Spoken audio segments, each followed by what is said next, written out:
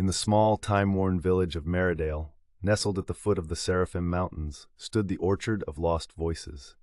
It was said that anyone who spent a night beneath its ancient, twisted apple trees would hear the whispers of angels. Elder Tobias, the village priest, often warned the curious and the desperate alike to steer clear of the orchard. "It is a place of reflection for lost souls," he would say during his sermons. But his words only deepened the mystery and allure of the orchard.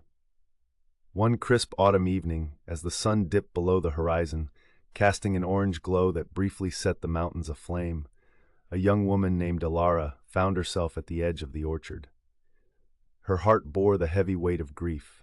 Her younger brother, Samuel, had been lost to the river the previous winter, and her family was cloaked in sorrow since that tragic day. With every step she took among the gnarled trees, Alara felt a chill that wasn't from the autumn breeze. It was as if the very air around her whispered of untold secrets and ancient pacts between heaven and earth. As night descended, she settled beneath an old apple tree, its bark twisted like the pain in her heart. As her eyes fluttered shut, the rustling leaves began blending with the sounds of soft murmurs. At first gentle and elusive, they steadily grew clearer and more distinct. "Alara," the voices whispered, an ethereal chorus so beautiful yet melancholic. "Seek peace, Alara. Your brother dwells in the light, free from pain." Their voices, a symphony of consolation, seemed to seep into her very soul. Hours passed, or it may have been minutes, for time in the orchard seemed a concept as fluid as the whispering wind. Suddenly, amidst the choir of angelic whispers, a different voice emerged. It was deeper, grounded, and achingly familiar. "Alara, do not weep for me. I am at peace," it spoke, unmistakably the voice of Samuel. Tears streamed down Alara's cheeks, not just of grief but of relief and a profound love. "Samuel," she whispered back, her own voice barely audible, "I am always with you, in the orchard's breeze, in the morning sun on the river. Everywhere you find beauty in the world, I am there." His voice was a comforting embrace she didn't want to end.